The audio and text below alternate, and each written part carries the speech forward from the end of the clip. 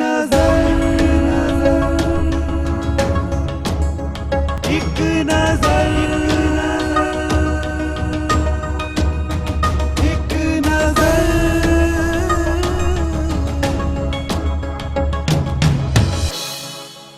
ਸਤਿ ਸ਼੍ਰੀ ਅਕਾਲ ਦਰਸ਼ਕੋ, ਮੈਂ ਹਾਂ ਤੁਹਾਡਾ ਆਪਣਾ ਹੋਸਟ ਸਤਿੰਦਰ ਸਿੰਘ ਮੀਰਥਲ। ਤੁਸੀਂ ਦੇਖ ਰਹੇ ਹੋ TV 84 ਤੇ ਤੁਹਾਡਾ ਆਪਣਾ ਮਨਪਸੰਦ ਪ੍ਰੋਗਰਾਮ ਇੱਕ ਨਜ਼ਰ। ਜੀ ਹਾਂ, ਜਿਵੇਂ ਕਿ ਤੁਸੀਂ ਜਾਣਦੇ ਹੋ ਕਿ ਅਸੀਂ ਆਪਣੇ ਇਸ ਸ਼ੋਅ ਦੇ ਵਿੱਚ ਉਹਨਾਂ ਸ਼ਖਸੀਅਤਾਂ ਨੂੰ ਤੁਹਾਡੇ ਰੂਬਰੂ ਕਰਦੇ ਹਾਂ ਜਿਨ੍ਹਾਂ ਨੇ ਵੱਖ-ਵੱਖ ਖੇਤਰਾਂ ਦੇ ਵਿੱਚ ਮੱਲਾਂ ਮਾਰੀਆਂ ਨੇ ਤੇ ਮਾਣ-ਤਾਣ ਹਾਸਿਲ ਕੀਤਾ ਹੈ। ਜੀ ਹਾਂ, ਅੱਜ ਅਸੀਂ ਆਪਣੇ ਇਸ ਸ਼ੋਅ ਦੇ ਵਿੱਚ ਗੱਲ ਕਰਾਂਗੇ ਸੰਗੀਤ ਦੀ। ਸੰਗੀਤ ਹਰ ਇਨਸਾਨ ਦੇ ਜੀਵਨ ਦੇ ਵਿੱਚ ਇੱਕ ਵੱਖਰਾ ਰੰਗ ਭਰਦਾ ਹੈ ਤੇ ਜੇਕਰ ਉਹ ਸੰਗੀਤ ਗੁਰਮਤ ਸੰਗੀਤ ਹੋਵੇ ਤਾਂ ਉਸ ਨੂੰ ਅਪਣਾ ਕਰਕੇ ਇਨਸਾਨ ਆਪਣੀ ਜ਼ਿੰਦਗੀ ਦੇ ਲਕਸ਼ ਤੇ ਮੋਕਸ਼ ਦੀ ਪ੍ਰਾਪਤੀ ਕਰ ਸਕਦਾ ਹੈ। ਜੀ ਹਾਂ, ਇੱਕ ਐਸੀ ਸੰਸਥਾ, ਇੱਕ ਐਸੀ ਟਕਸਾਲ ਜੋ ਕਿ ਪੂਰੀ ਤਰ੍ਹਾਂ ਦੇ ਨਾਲ ਗੁਰਮਤ ਸੰਗੀਤ ਨੂੰ ਸਮਰਪਿਤ ਹੈ ਤੇ ਅੱਜ ਸਾਡੇ ਨਾਲ ਇੱਕ ਐਸੀ ਹੀ ਸੰਸਥਾ ਦੇ ਮੁਖੀ ਇਸ ਸ਼ੋਅ ਦੇ ਵਿੱਚ ਵਿਰਾਜਮਾਨ ਨੇ ਜਿਨ੍ਹਾਂ ਦੇ ਨਾਲ ਕਰਾਂਗੇ ਅਸੀਂ ਗੱਲਬਾਤ ਤੇ ਜਾਣਾਂਗੇ ਸੰਗੀਤ ਕੀ ਹੈ ਤੇ ਸੰਗੀਤ ਨੂੰ ਕਿਸ ਤਰ੍ਹਾਂ ਜੀਵਨ ਦੇ ਵਿੱਚ ਢਾਲਿਆ ਜਾ ਸਕਦਾ ਹੈ। ਸੋ ਅੱਜ ਸਾਡੇ ਨਾਲ ਸਟੂਡੀਓ ਦੇ ਵਿੱਚ ਮੌਜੂਦ ਨੇ ਸੰਤ ਅਮੀਰ ਸਿੰਘ ਜੀ, ਮੁਖੀ ਜਵੱਦੀ ਟਕਸਾਲ ਲੁਧਿਆਣਾ ਤੋਂ। ਸੋ ਕਰਦੇ ਹਾਂ ਇਹਨਾਂ ਦੇ ਨਾਲ ਗੱਲਬਾਤ ਤੇ ਜਾਣਦੇ ਹਾਂ ਸੰਗੀਤ ਦੇ ਬਾਰੇ ਦੇ ਵਿੱਚ। ਸਭ ਤੋਂ ਪਹਿਲਾਂ ਆਪ ਜੀ ਦਾ ਸਾਡੇ ਸਟੂਡੀਓ ਦੇ ਵਿੱਚ ਆਉਣ ਤੇ ਅਸੀਂ ਨਿੱਘਾ ਸਵਾਗਤ ਕਰਦੇ ਹਾਂ ਜੀ। ਪਿਆਰ ਭਰੀ ਫਤਿਹ ਦੀ ਸਾਂਝ ਪਾਈਏ ਜੀ। ਗੁਰੂ ਫਤਿਹ ਪ੍ਰਵਾਨ ਕਰੋ। ਵਾਹਿਗੁਰੂ ਜੀ ਕਾ ਖਾਲਸਾ, ਵਾਹਿਗੁਰੂ ਜੀ ਕੀ ਫਤਿਹ। ਜਿਵੇਂ ਕਿ ਅਸੀਂ ਸੰਗੀਤ ਦੀ ਗੱਲ ਕੀਤੀ ਕਿ ਸੰਗੀਤ ਹਰ ਇਨਸਾਨ ਦੇ ਰਗ-ਰਗ ਦੇ ਵਿੱਚ ਹੁੰਦਾ, ਪਰ ਕੋਈ ਉਹਨੂੰ ਪਹਿਚਾਨ ਪਾਉਂਦਾ, ਕੋਈ ਉਹਨੂੰ ਨਹੀਂ ਪਹਿਚਾਨ ਪਾਉਂਦਾ। ਔਰ ਜਵੱਦੀ ਟਕਸਾਲ ਇੱਕ ਐਸੀ ਟਕਸਾਲ ਹੈ ਜਿਹੜੀ ਕਿ ਬੱਚਿਆਂ ਦੇ ਵਿੱਚੋਂ, ਨੌਜਵਾਨਾਂ ਦੇ ਵਿੱਚੋਂ ਉਸ ਸੰਗੀਤ ਨੂੰ ਪਹਿਚਾਨਦੀ ਵੀ ਹੈ ਔਰ ਬਾਹਰ ਵੀ ਕੱਢਦੀ ਹੈ। ਇਹ ਸਾਰੇ ਵਿਸ਼ੇ ਦੇ ਉੱਪਰ ਅਸੀਂ ਗੱਲ ਜ਼ਰੂਰ ਕਰਾਂਗੇ, ਪਰ ਉਸ ਤੋਂ ਪਹਿਲਾਂ ਅਸੀਂ ਜਾਣਨਾ ਚਾਹਾਂਗੇ ਆਪ ਜੀ ਦੇ ਬਾਰੇ ਦੇ ਵਿੱਚ ਕਿਸ ਤਰ੍ਹਾਂ ਇਸ ਟਕਸਾਲ ਦੇ ਨਾਲ ਜੁੜਨਾ ਹੋਇਆ ਆਪ ਜੀ ਦਾ। ਸਤਿੰਦਰ ਸਿੰਘ ਜੀ, ਸਭ ਤੋਂ ਪਹਿਲਾਂ TV 84 ਦੇ ਸਮੂਹ ਦਰਸ਼ਕਾਂ ਦਾ ਧੰਨਵਾਦ ਹੈ। ਔਰ ਅੱਜ ਇਸ TV ਰਾਹੀਂ ਜੋ ਆਪ ਜੀ ਨੇ ਪਹਿਲਾ ਪ੍ਰਸ਼ਨ ਕੀਤਾ ਉਸ ਦਾ ਜਵਾਬ ਸਰੋਤਿਆਂ ਨੂੰ, ਦਰਸ਼ਕਾਂ ਨੂੰ ਦੇਣ ਦਾ ਯਤਨ ਕਰਾਂਗਾ। ਸਭ ਤੋਂ ਪਹਿਲਾ ਸਵਾਲ ਤੁਸੀਂ ਨੇ ਕੀਤਾ ਕਿ ਮੈਂ ਇਸ ਸੰਸਥਾ ਨਾਲ ਦਾਸ ਕਿਵੇਂ ਜੋੜਿਆ। ਇਸ ਸੰਸਥਾ ਦੇ ਬਾਨੀ ਮਹਾਂਪੁਰਸ਼ ਸੰਤ ਬਾਬਾ ਸੁੱਚਾ ਸਿੰਘ ਜੀ, ਜਿਨ੍ਹਾਂ ਨੇ ਸੰਨ 1986 ਵਿੱਚ ਇਸ ਸਥਾਨ ਨੂੰ ਸਥਾਪਿਤ ਕੀਤਾ। ਗੁਰਦੁਆਰਾ ਸਾਹਿਬ ਜੀ ਦੀ ਉਸਾਰੀ ਆਰੰਭ ਕੀਤੀ ਔਰ ਇਸ ਸਥਾਨ ਦਾ ਨਾਮ ਹੈ ਗੁਰਦੁਆਰਾ ਗੁਰੂ ਗਿਆਨ ਪ੍ਰਕਾਸ਼। ਮਹਾਂਪੁਰਸ਼ਾਂ ਨੇ ਇਸ ਸਥਾਨ ਨੂੰ ਆਰੰਭ ਕੀਤਾ ਔਰ ਦਾਸ ਗੁਰਮਤਿ ਦੀ ਵਿਦਿਆ ਗ੍ਰਹਿਣ ਕਰਦਿਆਂ ਹੋਇਆਂ ਮਹਾਂਪੁਰਸ਼ਾਂ ਨਾਲ ਦਾਸ ਦਾ ਮਿਲਾਪ ਹੋਇਆ, ਕਿਉਂਕਿ ਮਹਾਂਪੁਰਸ਼ਾਂ ਦਾ ਸਾਡੇ ਘਰ ਨਾਲ ਔਰ ਸਾਡੇ ਸੰਬੰਧੀਆਂ ਦੇ ਨਾਲ ਬਹੁਤ ਪਿਆਰ ਔਰ ਅਸੀਸਾਂ ਦਿੰਦੇ ਸਨ। ਉਹਨਾਂ ਪਰਿਵਾਰਾਂ ਨੂੰ ਅਕਸਰ ਆਉਣਾ ਜਾਣਾ ਸੀ, ਤਾਂ ਮਹਾਂਪੁਰਸ਼ਾਂ ਨਾਲ ਮੇਰਾ ਇਹ ਪਿਆਰ ਬਣਿਆ। ਉਹਨਾਂ ਨੇ ਅਸੀਸ ਬਖਸ਼ਿਸ਼ ਕੀਤੀ। ਅਰਦਾਸ 1992 ਵਿੱਚ ਇਸ ਅਸਥਾਨ ਗੁਰਦੁਆਰਾ ਗੁਰੂ ਗਿਆਨ ਪ੍ਰਕਾਸ਼ ਵਿਖੇ ਮਹਾਂਪੁਰਸ਼ਾਂ ਦੀ ਸੇਵਾ ਵਿੱਚ ਹਾਜ਼ਰ ਹੋਇਆ। ਜੀ ਸਿੰਘ ਸਾਹਿਬ, ਜੇਕਰ ਗੱਲ ਕਰੀਏ ਟਕਸਾਲ ਦੀ, ਤਾਂ ਕਿਸ ਉਦੇਸ਼ ਨੂੰ ਮੁੱਖ ਰੱਖ ਕੇ ਇਸ ਟਕਸਾਲ ਦਾ ਨੀਂਹ ਪੱਥਰ ਰੱਖਿਆ ਗਿਆ? ਕੀ ਸੋਚ ਸੀਗੀ ਕਿ ਇਸ ਟਕਸਾਲ ਦੀ ਉਸਾਰੀ ਕਰਨੀ ਹੈ ਔਰ ਅਗਾਂਹ ਜਾ ਕੇ ਇਹ ਟਕਸਾਲ ਜਿਹੜੀ ਹੈ ਇਹ ਪੂਰੇ ਵਿਸ਼ਵ ਦੇ ਵਿੱਚ ਨਾਮਣਾ ਖੱਟੇਗੀ? ਸਤਿੰਦਰ ਸਿੰਘ ਜੀ, ਇਸ ਟਕਸਾਲ ਦਾ ਮਹਾਂਪੁਰਸ਼ਾਂ ਨੇ ਇਸ ਸਥਾਨ ਨੂੰ ਸਥਾਪਿਤ ਕਰਕੇ ਸਭ ਤੋਂ ਪਹਿਲਾਂ 1991 ਵਿੱਚ ਗੁਰੂ ਗ੍ਰੰਥ ਸਾਹਿਬ ਮਹਾਰਾਜ ਜੀ ਵਿੱਚ ਆਏ ਹੋਏ 31 ਸ਼ੁੱਧ ਰਾਗਾਂ ਦਾ ਕੀਰਤਨ ਕਰਵਾਇਆ ਔਰ ਲੱਖਾਂ ਦੀ ਤਾਦਾਦ ਵਿੱਚ ਉਸ ਕੀਰਤਨ ਨੂੰ ਸੁਣਨ ਵਾਸਤੇ ਸੰਗਤਾਂ ਨੇ ਹਾਜ਼ਰੀ ਭਰੀ। ਮਹਾਂਪੁਰਸ਼ਾਂ ਨੇ ਗੁਰੂ ਗ੍ਰੰਥ ਸਾਹਿਬ ਮਹਾਰਾਜ ਜੀ ਵਿੱਚ ਆਏ ਹੋਏ 31 ਸ਼ੁੱਧ ਰਾਗ ਔਰ 31 ਮਿਸ਼ਰਤ ਰਾਗ, ਉਹਨਾਂ ਦੇ ਸਰੂਪ ਨਿਸ਼ਚਿਤ ਕਰਵਾਏ। ਸੰਗੀਤ ਦੇ ਬਹੁਤ ਵੱਡੇ ਆਚਾਰੀਆ ਲੋਕਾਂ ਪਾਸੋਂ, ਵਿਦਵਾਨ ਲੋਕਾਂ ਪਾਸੋਂ ਔਰ ਉਹਨਾਂ ਦੇ ਸਰੂਪ ਨਿਸ਼ਚਿਤ ਕਰਾ ਕੇ ਉਸ ਦਾ ਕੀਰਤਨ, ਜਿਵੇਂ ਦਾਸ ਨੇ ਪਹਿਲਾਂ ਦੱਸਿਆ, 1991 ਵਿੱਚ ਕਰਵਾਇਆ। ਔਰ ਉਸ ਸਮਾਗਮ ਦਾ ਨਾਂ ਅਦੁੱਤੀ ਗੁਰਮਤਿ ਸੰਗੀਤ ਸੰਮੇਲਨ ਸੀ। ਉਸ ਤੋਂ ਬਾਅਦ ਮਹਾਂਪੁਰਸ਼ਾਂ ਨੇ ਜਦੋਂ ਇਹ ਸਾਲ ਦਰ ਸਾਲ ਕੀਰਤਨ ਅਦੁੱਤੀ ਗੁਰਮਤਿ ਸੰਗੀਤ ਸੰਮੇਲਨ ਹੁੰਦੇ ਰਹੇ, ਸੰਗਤਾਂ ਜੁੜਦੀਆਂ ਰਹੀਆਂ, ਤੇ ਇੱਕ ਬਹੁਤ ਵੱਡਾ ਕਾਫਲਾ ਬਣਦਾ ਰਿਹਾ। ਮਹਾਂਪੁਰਸ਼ਾਂ ਨੇ ਫਿਰ ਇੱਥੇ ਬੱਚਿਆਂ ਨੂੰ ਸੰਗੀਤ ਸਿਖਾਉਣ ਵਾਸਤੇ, ਗੁਰਮਤਿ ਸਿਧਾਂਤ ਦੀ ਸੋਝੀ ਦੇਣ ਵਾਸਤੇ, ਗੁਰਮਤਿ ਪ੍ਰਚਾਰ ਦੀ ਜਿੰਨੀਆਂ ਵਿਧੀਆਂ ਨੇ ਉਹਨਾਂ ਨੂੰ ਸਿਖਾਉਣ ਵਾਸਤੇ ਇੱਕ ਸੰਸਥਾ ਨੂੰ ਜਿਹੜਾ ਸੀ ਉਹ ਆਰੰਭ ਕੀਤਾ, ਅਕੈਡਮੀ ਆਰੰਭ ਕੀਤੀ, ਜਿਸ ਦਾ ਨਾਮ ਹੈ ਗੁਰੂ ਸ਼ਬਦ ਸੰਗੀਤ ਅਕੈਡਮੀ ਜੀ। ਉਸ ਗੁਰੂ ਸ਼ਬਦ ਸੰਗੀਤ ਅਕੈਡਮੀ ਵਿੱਚ ਵਿਦਿਆਰਥੀਆਂ ਨੂੰ ਸੰਗੀਤ ਔਰ ਗੁਰਬਾਣੀ ਸਿਖਾਉਣ ਵਾਸਤੇ, ਕੀਰਤਨ ਸਿਖਾਉਣ ਵਾਸਤੇ ਭਰਤੀ ਕੀਤਾ ਗਿਆ। ਔਰ ਹੌਲੀ ਹੌਲੀ ਇਹ ਸੰਸਥਾ ਜਿਹੜੀ ਹੈ, ਇਸ ਦਾ ਮੇਨ ਮਕਸਦ ਮਹਾਂਪੁਰਸ਼ਾਂ ਦੇ ਮਨ ਵਿੱਚ ਜਿਹੜਾ ਰਿਹਾ ਉਹ ਇਹੀ ਰਿਹਾ ਕਿ ਕਿਸੇ ਨਾ ਕਿਸੇ ਢੰਗ ਨਾਲ ਸੀ ਗੁਰੂ ਸਿਧਾਂਤ ਨਾਲ, ਗੁਰਮਤਿ ਨਾਲ ਔਰ ਗੁਰਮਤਿ ਗਿਆਨ ਨਾਲ ਜੁੜ ਕੇ ਅਸੀਂ ਆਪਣੇ ਜੀਵਨ ਨੂੰ ਸਫਲਾ ਬਣਾਈਏ। ਸਾਡੀ ਨੌਜਵਾਨ ਪੀੜ੍ਹੀ, ਸਾਡੇ ਬੱਚੇ ਇਸ ਗੁਰੂ ਕੇ ਬਖਸ਼ੇ ਹੋਏ ਅਮੁੱਲਕ ਖਜ਼ਾਨੇ ਨੂੰ, ਜੋ ਉਹਨਾਂ ਨੇ ਸਾਨੂੰ ਗੁਰੂ ਗ੍ਰੰਥ ਸਾਹਿਬ ਮਹਾਰਾਜ ਜੀ ਦੇ ਰੂਪ ਵਿੱਚ ਇਹ ਖਜ਼ਾਨਾ ਬਖਸ਼ਿਸ਼ ਕੀਤਾ ਹੈ, ਉਸ ਖਜ਼ਾਨੇ ਨੂੰ ਅਸੀਂ ਮਾਣ ਕੇ, ਜਾਣ ਕੇ ਜਾਂ ਉਹ ਰਹਿਮਤਾਂ ਹਾਸਲ ਕਰਕੇ ਜੀਵਨ ਸਫਲਾ ਕਰ ਸਕੀਏ। ਜੀ ਬਿਲਕੁਲ ਜੀ। ਸੰਤ ਜੀ, ਅਗਰ ਗੱਲ ਕਰੀਏ ਸੰਗੀਤ ਦੀ, ਕਿਸ ਤਰ੍ਹਾਂ ਦਾ ਸੰਗੀਤ ਜਿਹੜਾ ਹੈ ਆਪ ਜੀ ਦੇ ਇਸ ਟਕਸਾਲ ਦੇ ਵਿੱਚ ਸਿਖਾਇਆ ਜਾਂਦਾ ਹੈ? ਕਿਸ ਤਰ੍ਹਾਂ ਦੀ ਸ਼ੈਲੀ ਜਿਹੜੀ ਹੈ ਸੰਗੀਤ ਦੀ, ਉਹ ਬੱਚਿਆਂ ਨੂੰ ਵਿਦਿਆ ਦੇ ਰੂਪ ਦੇ ਵਿੱਚ ਦਿੱਤੀ ਜਾਂਦੀ ਹੈ? ਸੁੰਦਰ ਸਿੰਘ ਜੀ, ਇਸ ਸੰਸਥਾ ਵਿੱਚ ਕੇਵਲ ਤੇ ਕੇਵਲ ਗੁਰਮਤਿ ਸੰਗੀਤ ਜਿਹੜਾ ਹੈ ਉਹ ਸਿਖਾਇਆ ਜਾਂਦਾ ਹੈ। ਭਾਵੇਂ ਸੰਗੀਤ ਦੀਆਂ ਸਾਰੀਆਂ ਹੋਰ ਵੀ ਪੱਧਤੀਆਂ ਹਨ ਜਿਹੜੀਆਂ ਜਗ੍ਹਾ ਜਗ੍ਹਾ 'ਤੇ ਲੋਕ ਸਿਖਾਉਂਦੇ ਨੇ, ਉਸ ਦੇ ਵਿਦਵਾਨ ਵੀ ਨੇ। ਔਰ ਗੁਣਾਂ ਨੂੰ ਗ੍ਰਹਿਣ ਕਰਨ ਵਾਸਤੇ ਤਾਂ ਇਸ ਸੰਸਥਾ ਵਿਖੇ, ਜਵੱਦੀ ਟਕਸਾਲ ਵਿਖੇ, ਗੁਰੂ ਸ਼ਬਦ ਸੰਗੀਤ ਅਕੈਡਮੀ ਜਵੱਦੀ ਟਕਸਾਲ ਵਿਖੇ ਵਿਦਵਾਨਾਂ ਨੂੰ ਬੁਲਾਇਆ ਵੀ ਜਾਂਦਾ ਹੈ। ਉਹ ਸਾਨੂੰ ਗੁਰੂ ਨੇ ਜਿਹੜਾ ਗੁਣਾਂ ਦੀ ਸਾਂਝ ਕਰਨ ਵਾਸਤੇ ਗੱਲ ਕਹੀ ਹੈ, ਉਹਦੇ ਤਹਿਤ ਸਾਰਿਆਂ ਤੋਂ ਗੁਣ ਲਿਆ ਜਾਂਦਾ ਹੈ। ਪਰ ਇੱਥੇ ਗੁਰਮਤਿ ਸੰਗੀਤ ਹੀ ਜਿਹੜਾ ਉਹ ਸਿਖਾਇਆ ਜਾਂਦਾ ਹੈ। ਗੁਰਮਤਿ ਸੰਗੀਤ ਜੋ ਗੁਰੂ ਗ੍ਰੰਥ ਸਾਹਿਬ ਮਹਾਰਾਜ ਜੀ ਵਿੱਚ ਰਾਗ ਆਏ ਨੇ, ਜਾਂ ਦਸ਼ਮੇਸ਼ ਪਾਤਸ਼ਾਹ ਗੁਰੂ ਗੋਬਿੰਦ ਸਿੰਘ ਸੱਚੇ ਪਾਤਸ਼ਾਹ ਜੀ ਦੀ ਪਵਿੱਤਰ ਬਾਣੀ ਵਿੱਚ ਜਿਹੜੇ ਰਾਗ ਆਏ ਨੇ, ਉਹਨਾਂ ਰਾਗਾਂ ਨੂੰ ਜਿਹੜਾ ਹੈ ਬੱਚਿਆਂ ਨੂੰ ਇੱਥੇ ਕੀਰਤਨ ਦੇ ਰੂਪ ਵਿੱਚ ਉਹ ਸੰਗੀਤ ਸਿਖਾਇਆ ਜਾਂਦਾ ਹੈ। ਇਹ ਇਸ ਤਰ੍ਹਾਂ ਦੀ ਇਹ ਸੰਗੀਤ ਦੀ ਜਿਹੜੀ ਵਿਦਿਆ ਹੈ, ਗਿਆਨ ਹੈ, ਉਹ ਦਿੱਤਾ ਜੀ। ਗੱਲ ਕਰੀਏ ਸੰਗੀਤ ਦੀ ਤੇ ਬੱਚਿਆਂ ਦੀ, ਕੁੱਲ ਕਿੰਨੇ ਬੱਚੇ ਜਿਹੜੇ ਨੇ ਇਸ ਵਿਦਿਆਲੇ ਦੇ ਵਿੱਚ ਸੰਗੀਤ ਸਿੱਖ ਰਹੇ ਨੇ, ਔਰ ਕਿਹੜੀ ਕਿਹੜੀ ਜਗ੍ਹਾ ਤੋਂ ਨੇ? ਪੰਜਾਬ ਤੋਂ ਬਾਹਰ ਵੀ ਨੇ, ਕੀ ਦੱਸਣਾ ਚਾਹੋਗੇ?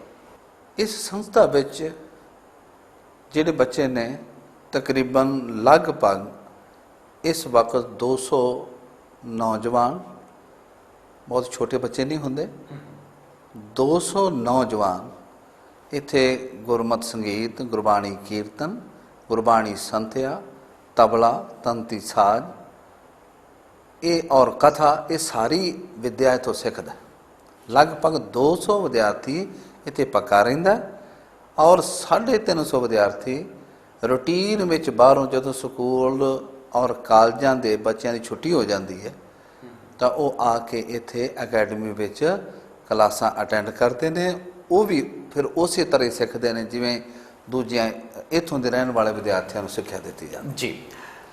ਸੰਤ ਜੀ, ਗੱਲ ਕਰੀ ਤਾਂ ਜਦੋਂ ਕਿਸੇ ਵਿਦਿਆਲੇ ਦੇ ਵਿੱਚ ਦਾਖਲਾ ਲੈਣਾ ਹੁੰਦਾ ਤਾਂ ਇੱਕ ਮਾਪਦੰਡ ਹੁੰਦਾ ਹੈ, ਬੱਚੇ ਦੀ ਉਮਰ ਕਿਸ ਤਰ੍ਹਾਂ ਦੀ ਹੈ, ਬੱਚੇ ਦਾ ਰੁਝਾਨ ਕਿਸ ਤਰ੍ਹਾਂ ਦਾ ਹੈ, ਉਸਦੇ ਪਰਿਵਾਰ ਬਾਰੇ। ਅੱਜ ਕੱਲ੍ਹ ਐਜੂਕੇਸ਼ਨ ਡਿਪਾਰਟਮੈਂਟ ਦੇ ਵਿੱਚ ਦੇਖੀਏ ਤਾਂ ਅੱਜ ਕੱਲ੍ਹ ਉਨੀ ਇੰਟਰਵਿਊ ਜਿਹੜੀ ਹੈ ਉਹ ਭਰਤੀ ਹੋਣ ਵਾਲੇ ਬੱਚੇ ਦੀ ਨਹੀਂ ਹੁੰਦੀ ਜਿੰਨੀ ਉਹਨਾਂ ਦੇ ਮਾਪਿਓ ਦੀ ਹੁੰਦੀ ਹੈ।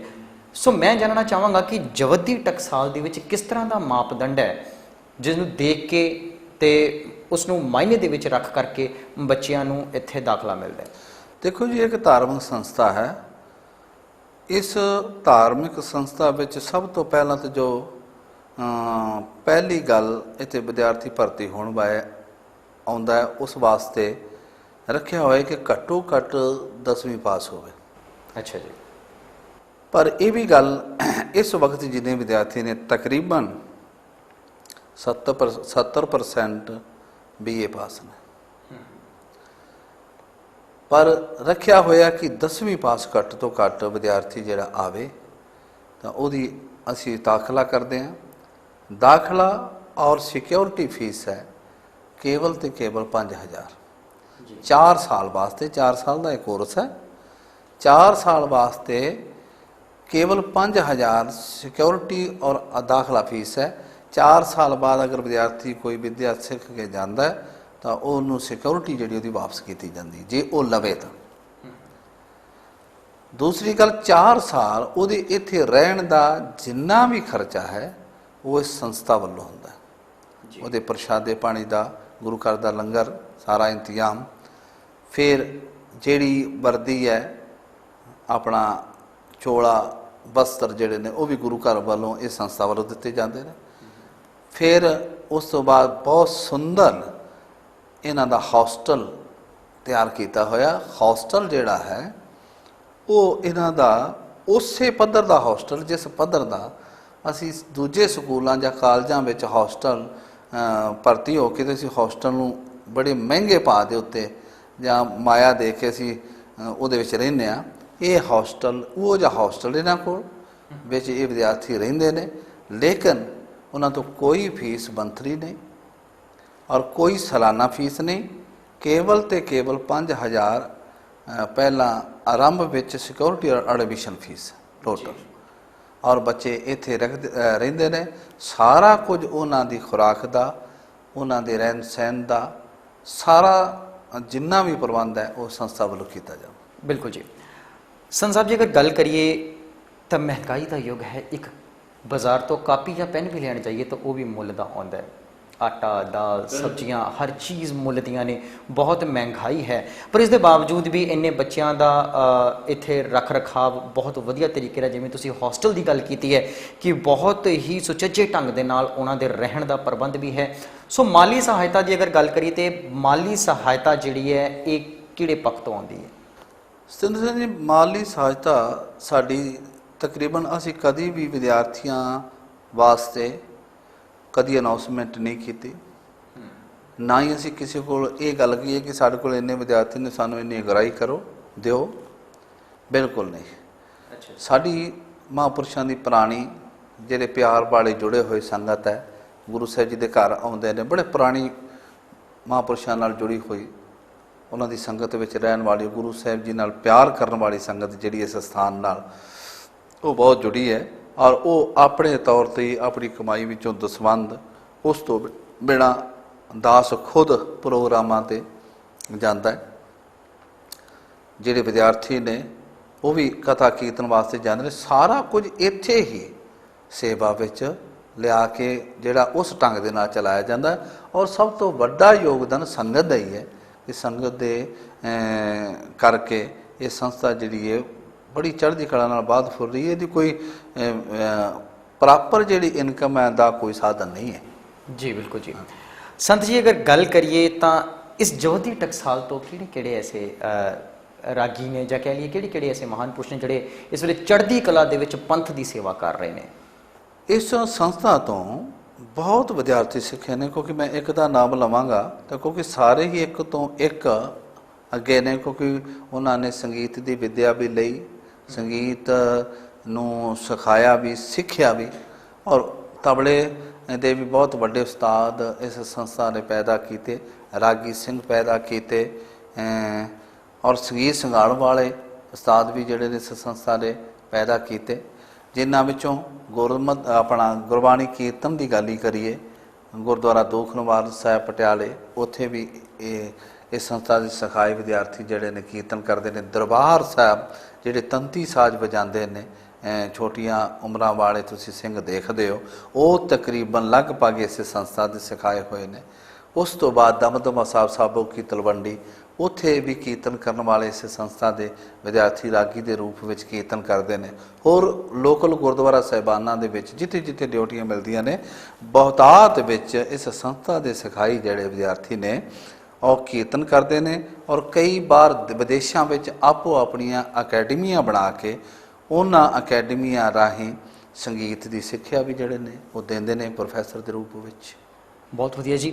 ਸੋ ਜੀ ਵੇਲਾ ਹੋ ਚੱਲਿਆ ਇੱਕ ਛੋਟੀ ਜਿਹੀ ਬ੍ਰੇਕ ਦਾ, ਛੇਤੀ ਮੁੜਦੇ ਹਾਂ ਛੋਟੇ ਜਿਹੇ ਬ੍ਰੇਕ ਤੋਂ ਬਾਅਦ। ਇੱਕ ਨਜ਼ਰ ਇੱਕ ਨਜ਼ਰ ਇੱਕ ਨਜ਼ਰ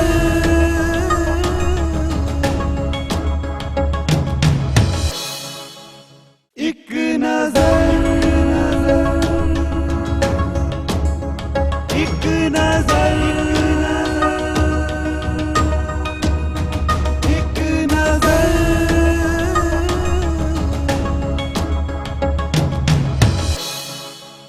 ਬ੍ਰੇਕ ਤੋਂ ਬਾਅਦ ਤੁਹਾਡਾ ਇੱਕ ਵਾਰ ਫਿਰ ਤੋਂ ਸਵਾਗਤ ਹੈ। ਤੁਸੀਂ ਦੇਖ ਰਹੇ ਹੋ ਟੀਵੀ 84 ਤੇ ਤੁਹਾਡਾ ਆਪਣਾ ਮਨਪਸੰਦ ਪ੍ਰੋਗਰਾਮ ਇੱਕ ਨਜ਼ਰ ਤੇ ਅੱਜ ਸਾਡੇ ਨਾਲ ਮੌਜੂਦ ਨੇ ਸੰਤ ਅਮੀਰ ਸਿੰਘ ਜੀ, ਮੁਖੀ ਜਵੱਦੀ ਟਕਸਾਲ ਲੁਧਿਆਣਾ ਤੋਂ। ਤੰਤੀ ਸਾਜ਼ ਦਾ ਜ਼ਿਕਰ ਹੋਇਆ ਹੈ ਤੇ ਤੰਤੀ ਸਾਜ਼ ਇੱਕ ਐਸਾ ਸਾਜ਼ ਸੀ ਜਿਹੜਾ ਪੁਰਾਤਨ ਕਾਲ ਦੇ ਵਿੱਚ ਇੱਕ ਅਹਿਮ ਸਾਜ਼ ਮੰਨਿਆ ਜਾਂਦਾ ਸੀ। ਕਿਸੇ ਵੀ ਸੰਗੀਤ ਦੇ ਵਿੱਚ ਜਾਂ ਕਿਸੇ ਵੀ ਗੁਰਬਾਣੀ ਸ਼ਬਦ ਦੇ ਵਿੱਚ ਜਾਂ ਕਿਸੇ ਵੀ ਤਰ੍ਹਾਂ ਦੀ ਕੋਈ ਮਹਿਫਿਲ ਦੀ ਅਗਰ ਗੱਲ ਕਰ ਲਈਏ ਤਾਂ ਜਦ ਤੱਕ ਤੰਤੀ ਸਾਜ਼ ਨਹੀਂ ਹੁੰਦਾ ਸੀਗਾ ਉਸ ਮਹਿਫਿਲ ਨੂੰ ਰੁੱਖਾ ਸਮਝਿਆ ਜਾਂਦਾ ਸੀ। ਪਰ ਇੱਕ ਸਮਾਂ ਆਇਆ ਵੀ ਤੰਤੀ ਸਾਜ਼ ਹੌਲੀ ਹੌਲੀ ਲੁਪਤ ਹੁੰਦੇ ਗਏ।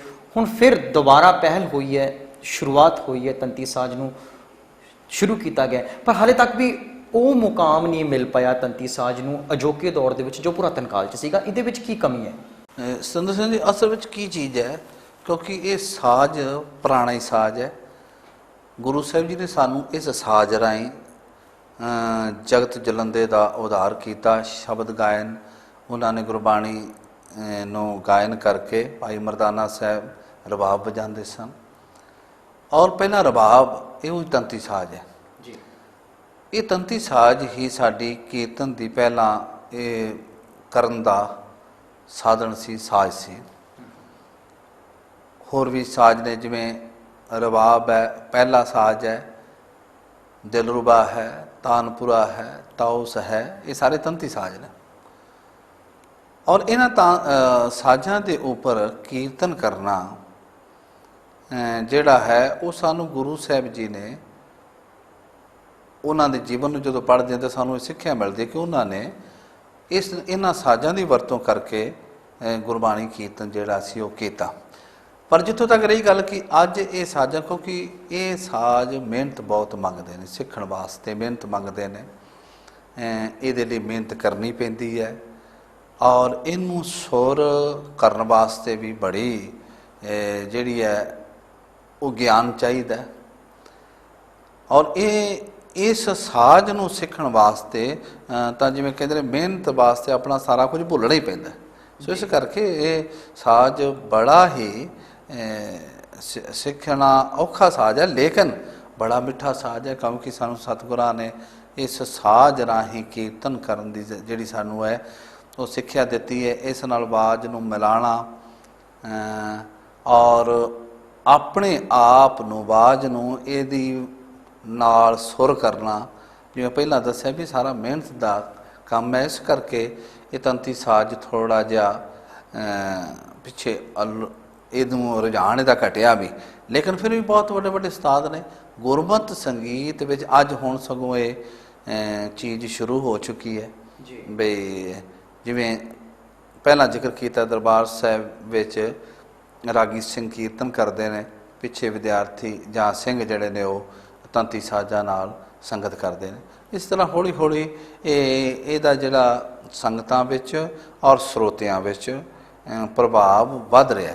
ਔਰ ਇਹ ਵੀ ਤੁਹਾਨੂੰ ਦੱਸਣਾ ਚਾਹੁੰਦਾ ਕਿਉਂਕਿ ਗੁਰਬਾਣੀ ਨੂੰ ਰਾਗਾਂ ਵਿੱਚ ਗਾਉਣਾ ਉਹ ਤਾਂ ਫਿਰ ਸਰੋਤੇ ਵੀ ਜਿਹੜੇ ਨੇ ਬੜਾ ਉਹ ਜਿਹਾ ਸਰੋਤ ਹੋਣੀ ਚਾਹੀਦੀ ਹੈ। ਤਾਂ ਇਸ ਕਰਕੇ ਕਈ ਵਾਰੀ ਮਹਿਸੂਸ ਹੁੰਦਾ ਕਿਉਂਕਿ ਇਹ ਦਿੱਤੀ ਸਾਨੂੰ ਪਰੰਪਰਾ ਸਾਡੀ ਇਹ ਹੈ, ਪਰ ਇਹਦੇ ਲਈ ਹੌਲੀ ਹੌਲੀ ਸੰਗਤਾਂ ਦਾ ਜਿਹੜਾ ਪਿਆਰ ਸੁਣਨ ਦਾ ਜਿਹੜਾ ਰੁਝਾਨ ਉਹ ਬਣਦਾ ਜਾਂਦਾ। ਬਹੁਤ ਵਧੀਆ ਜੀ। ਸੰਤ ਜੀ ਅਗਰ ਗੱਲ ਕਰੀਏ ਰਾਗੀ ਜਥਿਆਂ ਦੀ, ਜਾਂ ਕਈ ਐਸੇ ਰੱਬ ਦੇ ਪਿਆਰੇ ਨੇ, ਰੱਬ ਦੇ ਜਨ ਨੇ ਜਿਹੜੇ ਕਿ ਗੁਰਮਤ ਰਾਗਾਂ ਤੋਂ ਇਲਾਵਾ ਰੀਤਾਂ ਤੇ ਤਰਜ਼ਾਂ ਦੇ ਵਿੱਚ ਕੀਰਤਨ ਕਰਕੇ ਤੇ ਜਸ ਕਮਾਉਂਦੇ ਨੇ। ਅਸੀਂ ਆਮ ਤੌਰ ਤੇ ਦੇਖਦੇ ਹਾਂ ਟੀਵੀ ਚੈਨਲਸ ਦੇ ਵਿੱਚ ਐਡਾਂ ਦੀ ਭਰਮਾਰ ਲੱਗੀ ਹੋਈ ਹੈ, ਪਰ ਬਹੁਤ ਵਿਰਲੇ ਹੀ ਐਸੇ ਰੱਬ ਦੇ ਜਨ ਨੇ, ਰੱਬ ਦੇ ਪਿਆਰੇ ਨੇ ਜਿਹੜੇ ਕਿ ਗੁਰਮਤ ਰਾਗਾਂ ਤੇ ਆਧਾਰਿਤ ਸ਼ਬਦ ਗਾ ਕਰਕੇ ਸੁਣਾਉਂਦੇ ਨੇ। ਕੀ ਕਾਰਨ ਹੈ ਐਸਾ? ਪ੍ਰਚਾਰ ਦੀ ਕਮੀ ਹੈ, ਪ੍ਰਸਾਰ ਦੀ ਕਮੀ ਹੈ, ਜਾਂ ਫਿਰ ਕਿਤੇ ਨਾ ਕਿਤੇ ਤੰਤੀ ਸਾਜ ਵਾਲੀ ਗੱਲ ਹੀ ਆਉਂਦੀ ਹੈ ਕਿ ਮਿਹਨਤ? ਤੇ ਅਸਲ ਵਿੱਚ ਜਦੋਂ ਅਸੀਂ ਕੀਰਤਨ ਕਰਦੇ ਹਾਂ, ਮੈਂ ਸਮਝਣਾ ਕਿ ਸਾਡੀ ਜਿਹੜੀ ਸਰੋਤ ਹੈ ਉਹਦੇ 'ਤੇ ਵੀ ਡਿਪੈਂਡ ਕਰਦਾ ਹੈ।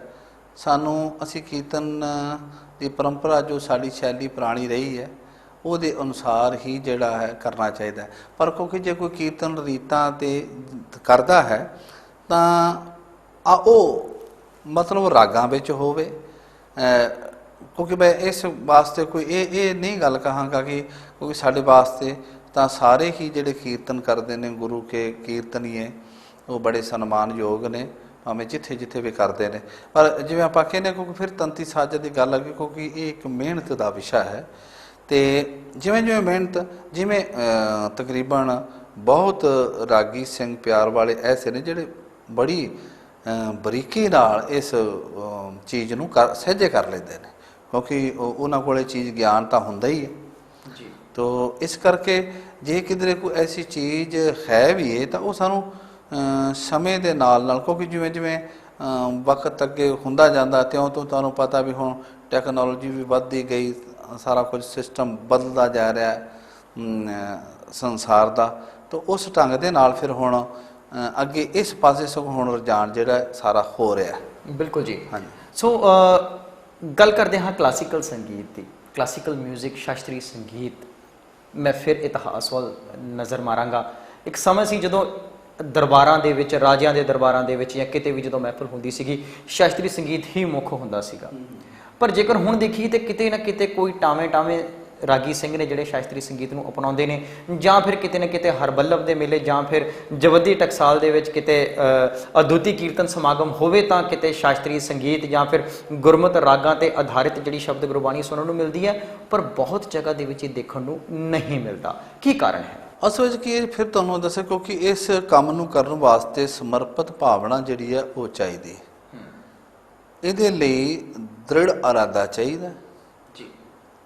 ਔਰ ਇਸ ਵਾਸਤੇ ਕਿਉਂਕਿ ਅੱਜ ਸਗੋਂ ਗੁਰਮਤ ਸੰਗੀਤ ਦਾ ਕਿਉਂਕਿ ਪ੍ਰਚਾਰ ਇਸ ਸੰਸਥਾ ਭਾਵੇਂ ਹੋਰ ਵੀ ਵੱਖ-ਵੱਖ ਜਗ੍ਹਾ ਦੇ ਉੱਤੇ ਸੰਗੀਤ ਸਿਖਾਇਆ ਜਾਂਦਾ। ਸ਼ਾਸਤਰੀ ਸੰਗੀਤ ਤਾਂ ਖੈਰ ਤਕਰੀਬਨ ਬਹੁਤ ਆਪਣਾ ਜਿਹੜੇ ਨੇ ਸੰਗੀਤਕਾਰ ਨੇ ਉਹ ਵਜਾਉਂਦੇ ਕਰਦੇ ਨੇ, ਪਰ ਗੁਰਮਤ ਸੰਗੀਤ ਜਿਹੜਾ ਹੈ ਉਹਨੂੰ ਗੁਰਬਾਣੀ ਕੀਰਤਨ ਦੇ ਰੂਪ ਵਿੱਚ ਹੀ ਦੇਖਿਆ ਜਾਂਦਾ।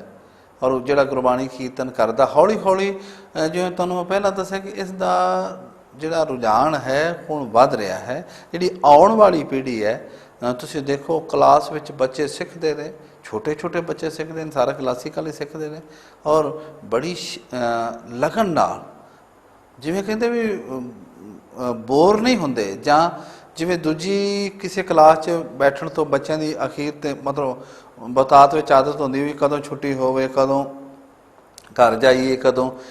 ਇੱਥੇ ਇਸ ਕਲਾਸ ਵਿੱਚ ਇਹੋ ਜਿਹੀ ਗੱਲ ਨਹੀਂ, ਸਗੋਂ ਆਨੰਦ ਲੈ ਕੇ ਸਿੱਖਦੇ ਨੇ। ਹੁਣ ਉਹਦਾ ਰੁਝਾਨ ਜਿਹੜਾ ਉਹ ਸਗੋਂ ਹੌਲੀ ਹੌਲੀ ਵੱਧ ਰਿਹਾ, ਕਿਉਂਕਿ ਉਹ ਬੱਚੇ ਫਿਰ ਅੱਗੇ ਸਾਡੇ ਆਉਣ ਵਾਲਾ ਭਵਿੱਖ ਹੈ। ਬਿਲਕੁਲ ਜੀ।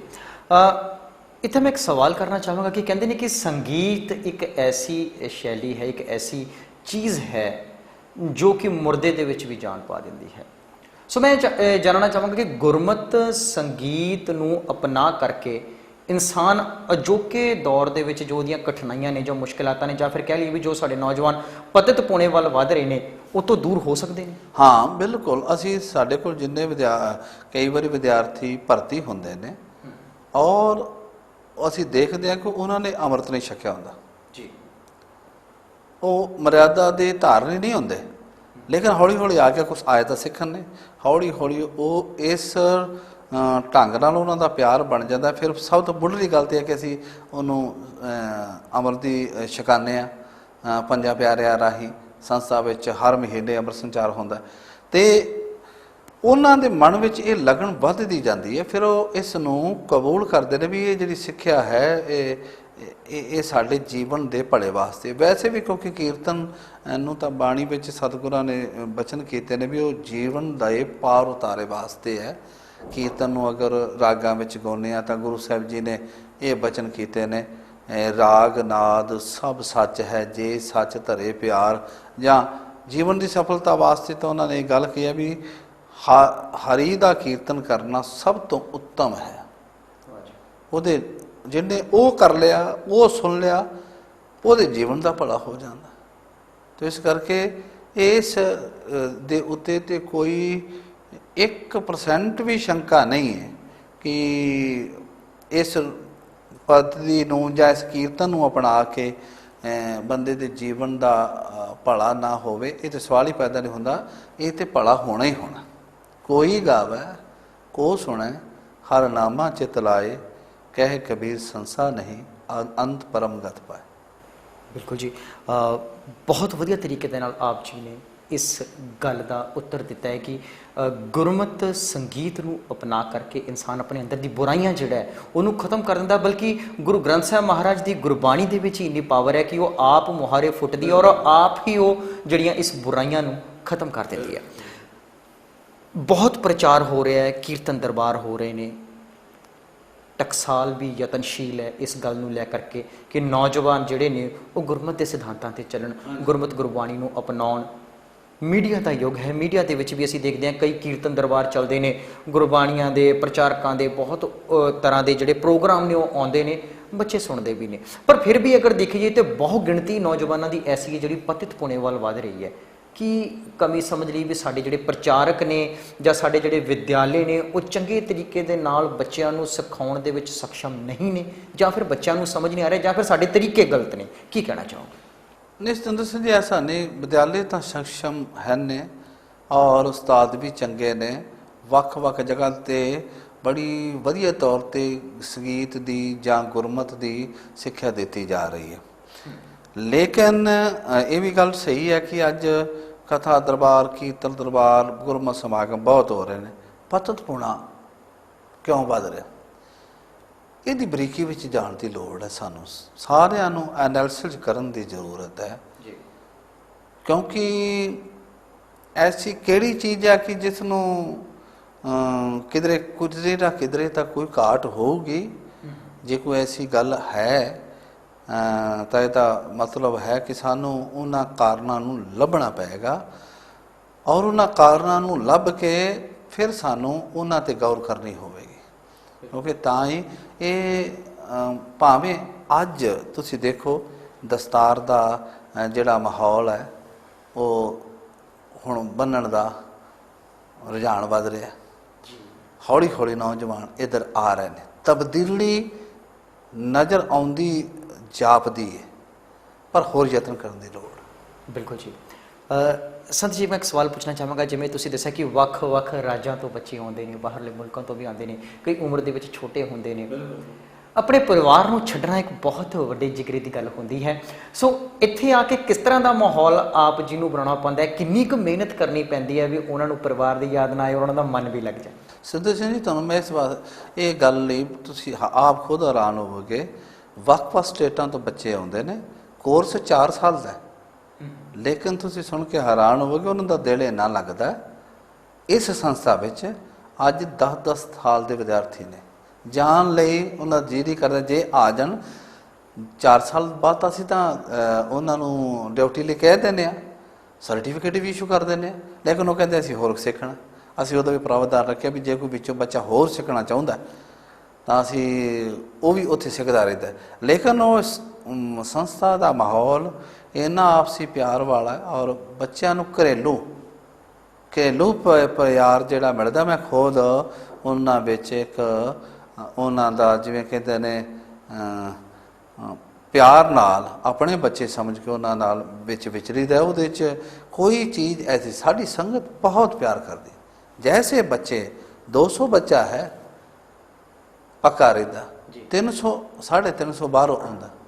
ਕੋਈ ਫੰਕਸ਼ਨ ਹੋਵੇ ਸੰਸਥਾ ਵਿੱਚ ਸਾਡੀ ਕਿਸੇ ਸੰਗਤ ਦਾ, ਕਿ ਮੰਨ ਲਓ ਕਿਸੇ ਦੀ ਵਿਆਹ ਹੈ ਤਾਂ ਜੇ ਉਹਨੇ ਬਰਾਤ ਜਾਂ ਮੇਲ ਜਿੰਨਾ ਸੱਦਿਆ ਹੈ ਉਹਦੇ ਲਈ ਪ੍ਰਸ਼ਾਦਾ ਪਾਣੀ ਨਹੀਂ ਉਹਦੇ ਲਈ ਤੇ ਹੋਏਗਾ, ਲੇਕਿਨ ਪਹਿਲਾਂ ਸੰਸਥਾ ਵਿੱਚ ਰਹਿਣ ਵਾਲੇ ਪੱਕਿਆਂ ਵਾਸਤੇ ਉਹਦਾ ਪ੍ਰਬੰਧ, ਕਿਉਂਕਿ ਉਹ ਇੰਨਾ ਪਿਆਰ ਕਰਦੇ। ਇਹੋ ਜਿਹਾ ਸੰਗਤ ਦਾ ਮਾਹੌਲ, ਪਿਆਰ ਵਾਲਾ ਮਾਹੌਲ, ਔਰ ਸੰਸਥਾ ਵਿੱਚ ਆਪਸੀ ਮੇਲ ਮਿਲਾਪ ਸਭ ਕੁਝ ਆਪ ਕਰਦੇ ਨੇ ਬੱਚੇ। ਦਰਬਾਰ ਸਾਹਿਬ ਦੀ ਸੇਵਾ, ਸਵੇਰੇ ਸ਼ਾਮ ਦਾ ਨਿਤਨੇਮ, ਦਰਬਾਰ ਸਾਹਿਬ ਦੀ ਸਾਫ ਸਫਾਈ ਦਾ, ਉੱਪਰ ਲੰਗਰ ਦੀ ਸੇਵਾ, ਸਾਫ ਸਫਾਈ ਦਾ, ਖੁਦ ਲੰਗਰ ਆਪ ਏਡਾ ਵਧੀਆ ਬਣਾਉਂਦੇ ਨੇ ਕਿ ਇੱਕ ਪ੍ਰੋਫੈਸ਼ਨਲ ਲੰਗਰੀ ਨੂੰ ਪਿੱਛੇ ਕਰ ਦਿੰਦੇ ਨੇ, ਔਰ ਸ਼ੌਂਕ ਨਾਲ।